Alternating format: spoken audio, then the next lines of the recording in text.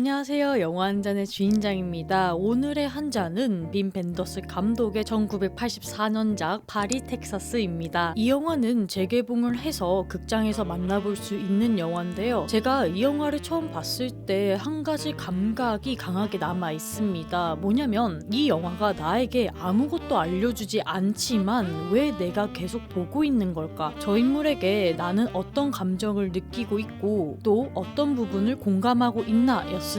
보통 영화는 시작할 때 관객에게 단서 같은 것을 줍니다. 어디서 왔고 어떤 인물이고 어떤 사건이 벌어질지를 알려주는데 파리 텍사스는 그런 것보다는 인물의 행동을 직접적으로 보여주면서 이 사람이 어떤 사람인지를 알려주지 않고 보여주는데 초점을 맞춥니다. 그래서 시작할 때를 보면 남자 하나가 사막을 걷고 있고요. 아무 말 없이 아무 설명 없이 그냥 걷고 있는 것만 보여줍니다. 결국 2시간가량 되는 영화를 끝까지 볼 수 있게 되었는데요. 오늘은 그 이유를 한번 파헤쳐 보려고 합니다. 파리 텍사스는 1984년 칸 영화제 황금 종려상을 수상한 작품입니다. 빈 벤더슨 감독은 독일 감독인데요. 미국 대륙을 배경으로 해서 찍은 로드무비가 이 영화의 특징입니다. 파리 텍사스는 표면적으로 봤을 때 실종됐다가 돌아온 아빠와 가족의 재회를 그리고 있지만 이 영화는 그 이상으로 뭔가를 다루고 있습니다. 제가 보기에 파리 텍사스는 소통이 무엇인지, 사랑이 어떻게 파괴적이게 되는지, 그리고 뿌리를 잃어버린 사람이 어떻게 살아가는지에 대한 이야기입니다. 이 모든 것을 대사 한마디보다는 이미지 하나로 더 잘 보여주는 영화입니다. 그래서 이 리뷰는 기존 톱파보기 영상들처럼요 많이 톱파올 예정이니까요. 오늘의 한 잔이 조금 진할 수도 있을 것 같습니다. 그럼 이제부터 파리 텍사스 한 잔 말아보겠습니다. 이 다음부터 영화 파리 텍사스에 대한 치명적인 스포일러가 가득한 리뷰가 담겨 있습니다. 아직 영화를 보지 않았거나 볼 예정이신 분들, 스포일러를 피하고 싶은 분은 여기서 영상을 멈추고 영화 관람 후 시청하시길 바랍니다. 개인적으로 파리 텍사스를 정말 잘 본 관객의 입장에서 무조건 먼저 보고 오시라는 말 드리고 싶습니다. 설정 없이 보아도 충분한 경험을 할 수 있는 영화고, 오히려 그것이, 그러니까 아무것도 모르고 봤을 때 영화가 더욱 진국입니다. 그럼 시작하겠습니다. I hear your voice all the time. Been gone, do you know? 4 years. Is 4 years a long time? It is for a little boy. Tell me what happened with you and Jane. What do you think Mom will look like now? Is there something you want to tell me? 우선 줄거리부터 보자면 이 영화는 크게 4등분, 5등분 정도로 나눌 수 있는데, 첫 번째는 미국과 멕시코 국경 사이를 타오르는 사막에서 짙은 양복에 빨간 야구 모자를 뒤집어 쓴 말라깽이 남자가 호련히 나타나는 것으로 시작합니다. 그 이름은 트래비스인데 사막을 헤매다가 외딴 술집에 들어간 다음에 얼음을 물고 탈진하게 됩니다. 그러한 그를 그 술집에 있던 의사가 보살펴 주게 되고, 트래비스의 지갑 안에 있는 명함으로 동생 월트에게 연락을 합니다. 동생은 로스앤젤레스에서 간판을 그리는 직업을 갖고 있었는데 바로 그 연락을 받자마자 로스앤젤레스에서 텍사스까지 날아갑니다. 그 이유는 자신의 형이 약 4년간 행방불명이 됐기 때문인데 아무런 연락을 받지 못해서 형이 죽은 걸로 알고 있었습니다. 월트의 아내인 앤은 트래비스의 아들 헌터를 4년 전부터 사실상 양자관계로 키우고 있었고요. 월트는 진료소에서 멀지 않은 길에 도망갔던 형을 발견하고 두 형제는 로스앤젤레스를 향하는 귀향길에 오릅니다. 이때 좀 특이한 점은 트래비스가 말을 하지 못한다는 점입니다. 어떠한 충격으로 실어증에 걸린 것인지 아니면 고집 때문에 말을 못하는지는 모르겠으나 형은 말을 하지 않자 동생은 답답함이 올라갑니다. 그래도 그 로드트립의 여정에서 같이 지내다 보니까 때마다 형의 말이 하나하나 나오게 되고 동생은 그걸 긍정적인 신호로 받아들이고 자기 집으로 데려가는 것이죠. 그 와중에 월트는 트래비스에게 왜 침묵을 하는지, 왜 실종이 되었는지, 왜 헌터를 유기하고 그렇게 홀연히 사라져 버렸는지를 처음에는 부드럽게 물어보지만 점점 거칠게 따져 묻게 됩니다. 헌터의 이름이 나오자 트래비스는 눈물을 흘리지만 여전히 말을 하지는 않았는데요. 이 이튿날에 마침내 트래비스가 입을 엽니다. 그는 텍사스 주의 안에 있는 파리라는 지역의 공터 사진을 꺼내 보이면서 이곳에서 자신이 수태된 장소라고 엄마에게 들었다라고 말을 합니다. 그리고 이 땅을 사두었고 여기에 가족들과 함께 집을 지어서 살 것이라고도 말을 했습니다. LA에서 헌터와 트래비스의 재결합이라고 볼 수 있는데 월트 부부에 도착한 트래비스는 7살이 된 자신의 아들 헌터와 어색하게 재회하게 됩니다. 월트와 앤은 친부의 귀환이라는 사실 앞에서 사실 헌터와 자기들 간의 관계에 어떻게 재정립을 해야 될지 고심에 빠지기도 하는데 트래비스와 헌터는 서서히 관계를 회복해 나갑니다. 트래비스는 매일 아침 헌터의 등굣길에 함께하고 두 사람 사이에는 조금씩 거리가 좁혀지고 있습니다. 이러한 두 부자의 관계에 조금 위기감 혹은 초조함을 느낀 앤이 트래비스의 아내가 헌터에게 매달 조금씩 돈을 붙여주고 있다는 사실을 밝힙니다. 앤이 그렇게 말한 이유는 트래비스가 제인을 찾아서 이곳을 떠나가게 하려는 목적도 있을 것입니다. 그런데 이것은 트래비스가 헌터에게 엄마 제인의 행방을 알고 있다라고 밝힘으로써 오히려 자충수가 되는데 이 두 부자는 엄마 그리고 아내인 제인을 찾아서 같이 텍사스 휴스턴으로 떠나게 됩니다. 이 내용을 월트 부부에게는 말을 하지 않았기 때문에 멀리 간 다음에 헌터가 전화로 알려주고요. 이 다음부터는 이 부분은 중점적으로 다뤄지진 않습니다. 트래비스는 제인이 매달 붙인다는 은행에 가가지고 헌터와 함께 잠복을 해가면서 아내를 찾고 있는데 헌터가 아내를 보고 트래비스에게 알려주면 그가 차를 몰고 쫓아가는 형식으로 계획을 세웠습니다. 그런데 헌터가 제인을 발견했는데 트래비스가 그때 자고 있거든요. 그래서 한바탕 놓치게 되고 약간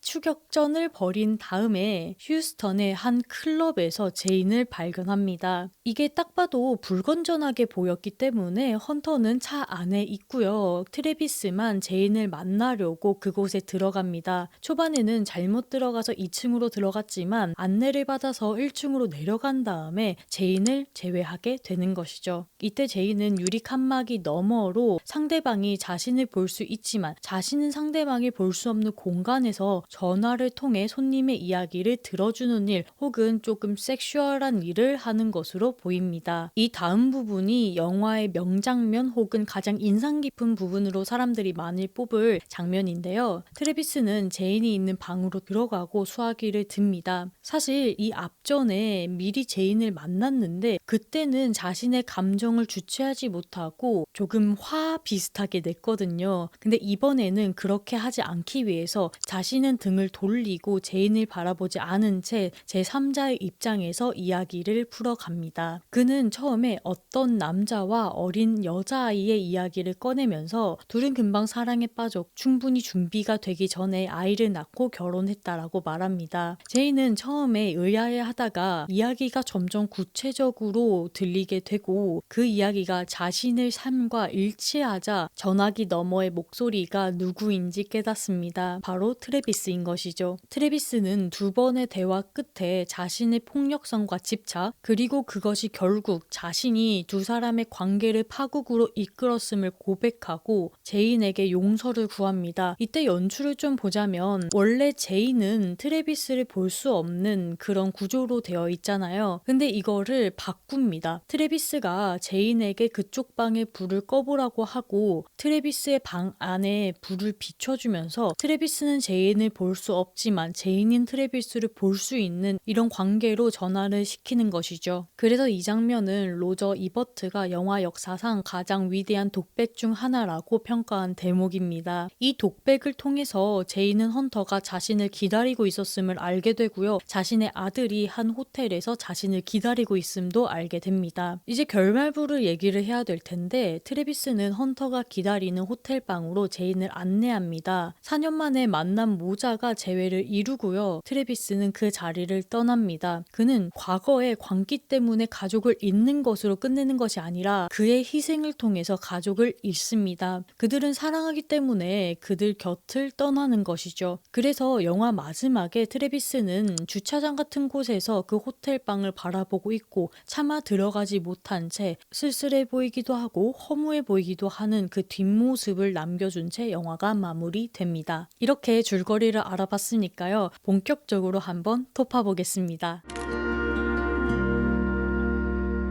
자, 영화 오프닝으로 다시 되돌아가 보겠습니다. 영화 오프닝을 보자면 인상적이게 트래비스가 빨간색 야구 모자를 쓰고 있고 사막을 걷고 있습니다. 음악도 없고요. 대사도 없고요. 이 사람이 누구인지 왜 여기 있는지도 알려주지 않습니다. 앞에서 말했듯이 우리는 영화가 시작되면서 빠르게 정보를 받습니다. 예를 들어서 저기 도둑이 하나 있는데 도둑의 이름을 자막으로 홍길동 이렇게 나타내주고 나레이션으로 지금 홍길동은 나쁜 탐관오리에 곡간을 털고 있습니다. 그리고 이것을 곧 마을 주민들에게 나누어 줄 예정입니다. 이렇게 상황 설명을 하죠. 그리고 이제 관객은 그 홍길동이 무언가를 하면서 이 캐릭터가 신중한 캐릭터인지 혹은 좀 깨발랄한 캐릭터인지를 알게 됩니다. 근데 파리 텍사스는 그냥 남자가 걷는 것만 보여줍니다. 이게 한 10분 동안 걷기만 하면서요. 관객은 이 남자가 누구지? 왜 걷고 있지? 여기가 어디지? 사막 같아 보이는데 그럼 여기 미국이야? 아닌가? 아프리카인가? 이런 생각이 들게 되는 것이죠. 이게 단순히 불친절한 연출인가? 라고 생각이 들었을 때 저는 아니다 라고 답하겠습니다. 그 이유는 오프닝이 관객에게 트래비스의 상태를 직접 경험시키는 장치로서 이런 연출을 가져왔다고 보기 때문인데요. 트래비스는 자신이 누구인지 왜 여기 있는지 기억하지 못하는 기억상실증의 상태입니다. 아무런 맥락도 없이 광야를 걷고 있는 그 상태, 그것을 관객도 그대로 체험하게 만드는 것입니다. 여기서 독일 철학자 질 딜레즈는 이것을 이렇게 말했는데 트래비스는 기억이 없는 현재 속에 있다. 과거도 미래도 없이 오직 지금 이 순간만 살아가는 상태이다. 그 상태를 관객도 함께 경험하게 만드는 것이 이 오프닝의 목적인 것 같습니다. 트래비스가 헌터를 처음 만나는 장면도 비슷합니다. 헌터는 스쿨버스에서 내리는데 어떤 낯선 남자가 거기 서 있는 거예요. 그리고 두 사람은 멀리서 서로를 바라봅니다. 영화는 이 어색함을 스킵하거나 빠르게 소비하지는 않습니다. 이는 부자 관계를 회복하는 단계를 다 보여줌으로써 나타나는데 회복되는 것은 몇 가지 아주 작은 행동들만으로 이루어집니다. 같이 밥을 먹고 같이 잠에 들고 같이 차를 타고 말없이 있는 시간들, 이게 보통의 영화였다면 이런 장면들을 편집하거나 압축하거나 혹은 감동적인 음악을 깔아서 빠르게 감정을 전달했겠지만 벤더스 감독은 그렇게 하지 않았습니다. 이 시간들을 느리게 보여주는 건데 그 덕분에 관객은 트래비스와 헌터가 가까워지는 걸 실제로 같이 경험하게 되는 겁니다. 감정이 주어지는 게 아니라 이런 행동들을 봄으로써 자연스럽게 감정이 생긴 것이죠. 파리 텍사스에서 가장 강렬한 관객의 경험은 단연코 그 유리 부스 장면일 것입니다. 트래비스는 부스에 앉아 유리 너머 제인을 봅니다. 제인은 트래비스를 볼 수 없습니다. 전화기를 통해서 목소리만이 닿고 있는 것이죠. 관객은 이때 트래비스의 위치에 놓입니다. 같이 그녀를 보게 되는 것이죠. 그녀를 볼 수 있는데 닿지는 못합니다. 말을 하려면 수화기라는 장치를 건너야 되고요. 이러한 감각이 묘합니다. 가까이는 있는데 먼 느낌, 보이고는 있는데 보이지 않는 느낌, 이러한 역설적임은 트래비스가 3인칭으로 이야기를 시작할 때 그러한 이질적인 느낌을 보면서 관객은 트래비스와 제인 둘 사이의 관계가 얼마나 이질적이게 이어져 왔는지도 깨닫게 되는 것이죠. 또한 트래비스가 3인칭으로 이야기를 할 때 딱 눈치를 먼저 먼저 채는 것은 제인보다 관객입니다. 이게 자신의 이야기라는 것을 제인은 트래비스의 얼굴을 못 보기 때문에 빠르게 눈치채지 못하지만 관객은 그의 행동, 모습 다 보고 있습니다. 그렇기 때문에 트래비스가 어떤 남자가 있었어요 라고 말하기 시작하는 것부터 그 목소리가 점점 떨리고 이야기가 구체화될수록 더욱더 집중을 하게 되고 이게 자신에 대한 담담한 고백이자 제인에 대한 용서를 구하는 것으로 그러니까 직접 말을 하지 못하는 사과이기 때문에 관객은 이 순간 확실히 제인의 입장에서 몰입하게 되는 겁니다. 그런데 여기에 그치지 않고 트래비스와 제인의 관계를 역전시키면서 좀 더 나아가게 되는 것인데 트래비스가 불을 끄는 순간 그는 그녀를 보지 못하지만 제인은 이제 트래비스를 볼 수 있게 됩니다. 관계가 역전된 것이죠. 이 역전의 순간에 관객이 느끼는 것은 이상하게도 옳다라는 감각입니다. 왜냐면 이게 일방적인 소통이었잖아요. 내가 널 보고 얘기하고 상대방을 날 못 보는 뭔가 익명성이 보장되는 그런 느낌으로 일방적으로 소통을 했는데 얘를 역치시키면서 내가 바라보던 시선이 나를 바라보게 되고 상대방은 내가 볼 수 없지만 말로써 연결이 된다라는 느낌은 솔직히 말하면 폭력적으로도 느낄 수 있는 감각입니다. 하지만 관객은 앞에 쌓아온 이 감정과 빌드업과 서사 때문에 이게 이상하게 옳다라고 느끼는 것이죠. 그리고 이렇게 관계의 주도성을 제인에게 넘겨줌으로써 트래비스가 스스로 드러내는 것으로 담담한 고백이 완성되는 겁니다. 이제 관계에 대한 주도권은 제인에게 있고 선택을 할 수 있는 자리도 제인이 서게 된 것이죠. 영화 마지막을 보자면 트래비스는 제인과 헌터의 재회를 창문 너머에서 바라봅니다. 그리고 혼자서 홀연히 사라지는데 이 엔딩에서 관객이 느끼는 감정은 좀 묘합니다. 슬프기도 하고 분명히 슬픈데 이게 좀 통쾌하기도 하고 좀 가족하고 잘 됐으면 하는 바람이 있는데 이 남자가 한 업보가 있다 보니까 이렇게 되는 게 오히려 관계가 유지되는 혹은 좀 잘 다정하게 마무리되는 느낌도 들어서 굉장히 복잡 미묘한 감정을 느끼게 되는 것이죠.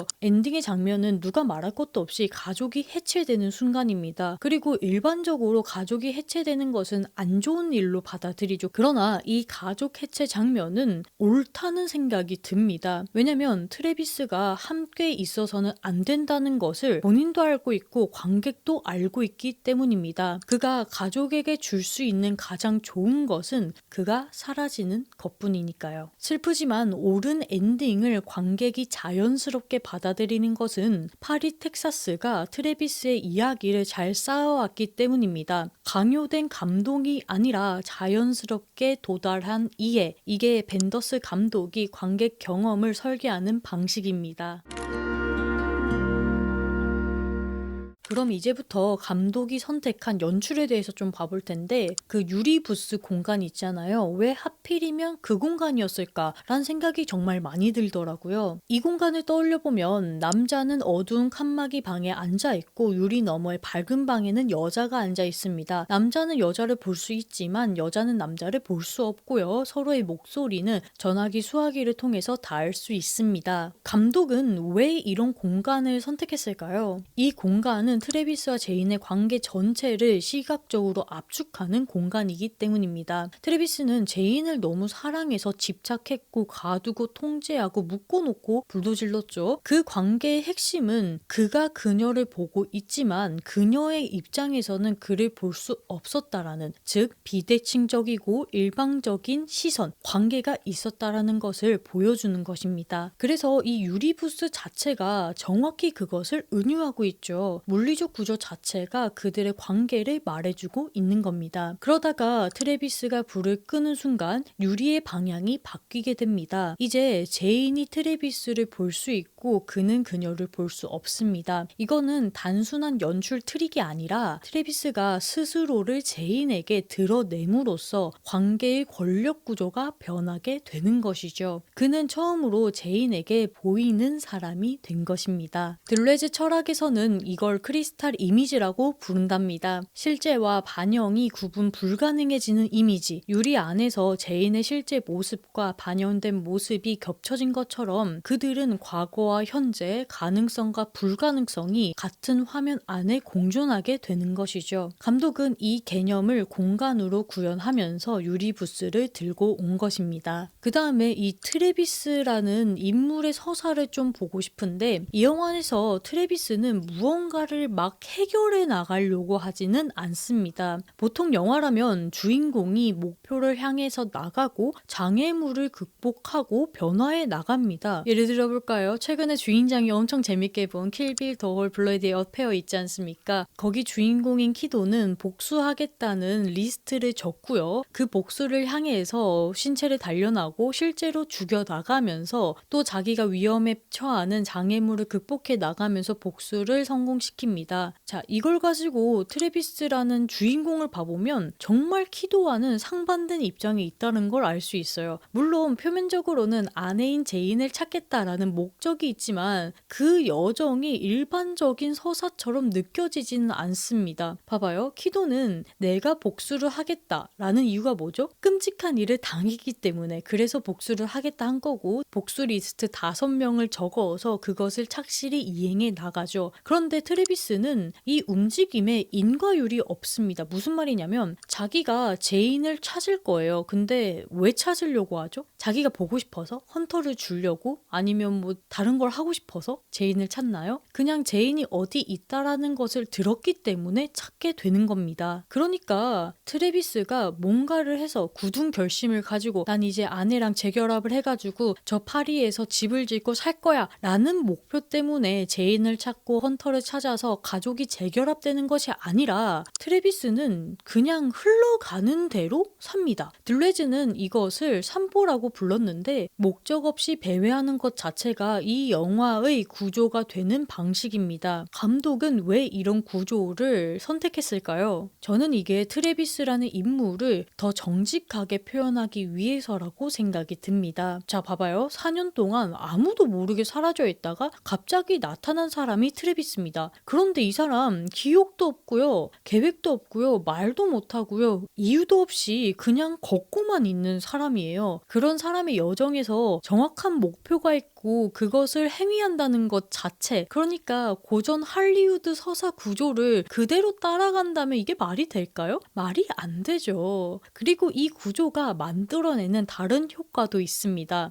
바로 앞에서 말했던 관객이 지금 이 사람은 어떤 상태일까를 직접적으로 느끼게 만드는 것입니다. 그래서 특정한 사건이 아니라 그 존재 자체를 바라보게 되는 것이죠. 또 특징적인 연출을 보자면 영화 오프닝을 또 들고 와야 되는데, 이 영화 오프닝은 광활한 텍사스 사막에 황야를 걷는 남자, 따라다라다 이거 어디서 많이 들어봤잖아요. 바로 존 포드의 서부극입니다. 연마차나 수색자 같은 곳에서 나왔는데 우리는 이런 걸 보지 않아도요, 서부극이라고 한다면 딱 생각나는 카우보이 모자를 쓰고 어딘가 걸어가고 먼지가 나둥구는 그런 느낌이 들지 않습니까? 이 서부극의 형태가 파리 텍사스 오프닝에 그대로 쓰였습니다. 텍사스 광야를 배경으로 고독하게 걷는 남자, 이게 전형적인 서부극의 이미지잖아요. 감독은 이 이미지를 의도적으로 인용합니다. 실제로 빅밴드 국립공원 텍사스 남서쪽 광야에서 촬영을 했는데 그 배경이 주는 감각은 서부극과 동일합니다. 근데 이 다음부터는 아예 반전이 되죠. 서부극에서는 그렇게 등장한 주인공이 멋지게 마을을 구한다던가 아니면 위기에서 사람을 구하는 영웅적인 행태를 보이는데 이 남자는 그렇지 않습니다. 트래비스는 영웅도 아니고요, 목적지도 없고요, 목표도 없고요, 적도 없고 승리도 없습니다. 의식을 잃고 쓰러져서 작은 술집에서 발견될 뿐이죠. 서부극의 외양을 빌려왔지만 그 안은 텅텅 비워버린 겁니다. 벤더스는 자신의 영화를 이렇게 말합니다.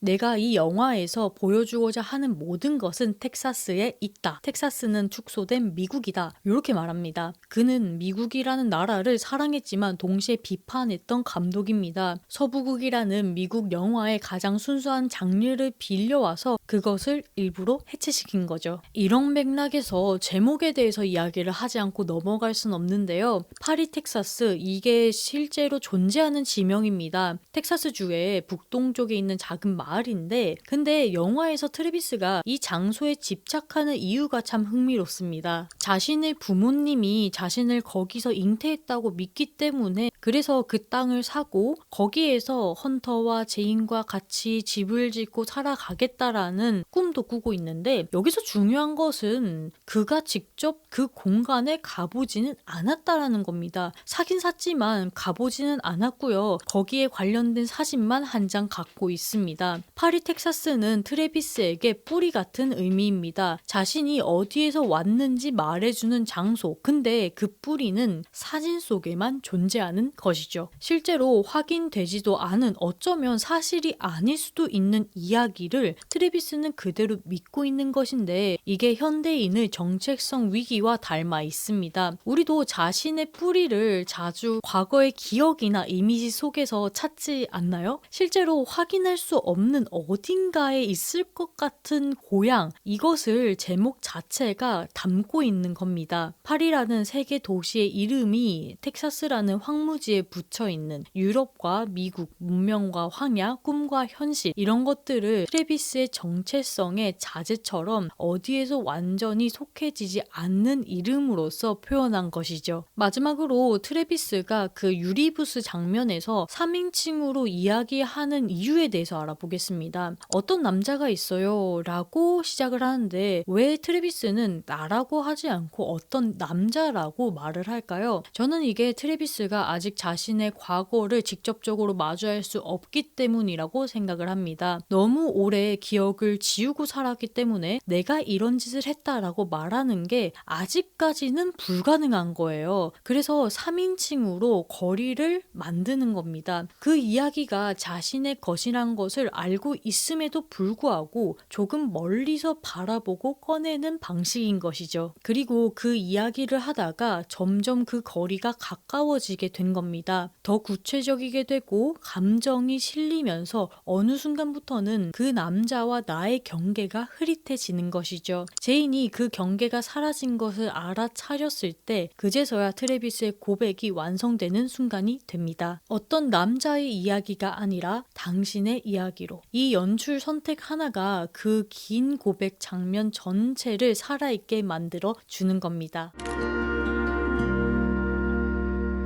자, 이제부터는 이 영화에 담겨져 있는 시대상이나 감독의 특성에 대해서 알아보겠는데, 빈 벤더스 감독이 1945년생입니다. 알죠? 세계 2차 대전이 끝난 후에 바로 태어난 것인데, 이게 중요한 사실로 작동됩니다. 그의 시대 독일인들은 전쟁을 직접 경험하지는 않았지만 아버지 세대가 저지른 이에 대해서 죄의식을 물려받았습니다. 히틀러 치하에서 독일인들이 저지른 만행, 그것에 대한 책임을 지면서도 부모 세대가 그 사실을 감추려고 한다는 것에 분노를 하면서 자란 세대인데요. 학자들은 벤더스 영화 주인공들이 공통적으로 지니고 있는 특징으로 상실감을 꼽습니다. 어디에도 완벽하게 속하지 못하는 사람들, 뿌리가 없어 방황하는 사람들인 것이죠. 이것은 개인의 심리만이 아닙니다. 전후 독일이라는 집단적인 조건의 반영인 것이죠. 트래비스가 4년 동안 아무도 모르게 사라졌다는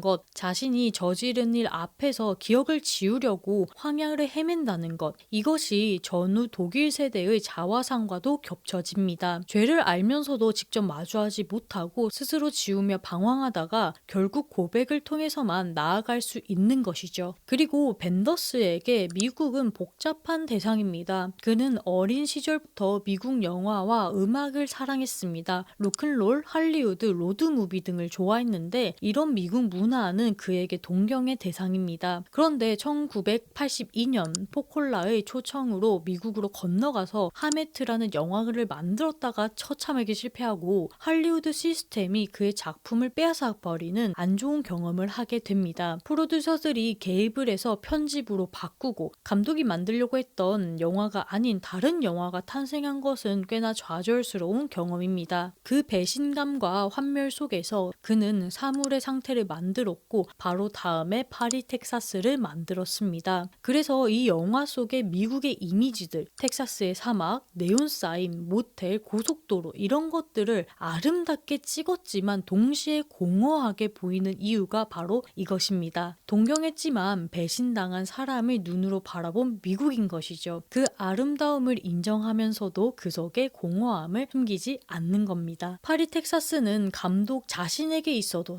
변환점인 영화입니다. 벤더스는 원래 이야기보다 이미지가 중요하다고 믿었던 감독입니다. 초기 로드무비는 이미지가 이야기를 압도했거든요. 근데 파리 텍사스를 만들고 나서 그는 이렇게 말했습니다. 처음에 나한테 유일하게 중요했던 것은 영상이나 상황의 타당성이었다. 스토리가 아니었는데 스토리는 열애의 개념이었다. 내가 새롭게 눈을 뜬 것은 파리 텍사스를 만들고 나서였다. 그 강 위에 배를 띄울 마음이 한다면 또 그 강을 믿기만 한다면 영화라는 배는 마법같이 무언가를 향해 저절로 간다는 사실을 깨달았다. 그는 이 영화를 통해서 처음으로 이야기의 힘을 발견했다고 합니다. 그래서 영화 속에서 트래비스의 고백 장면이 파리 텍사스에서 가장 중요한 장면이 되는 것은 결코 우연이 아닙니다. 3인칭으로 시작해서 1인칭으로 끝나는 이야기, 이미지가 아니라 말로 이루어지는 고백, 벤더스가 이야기의 힘을 발견한 순간을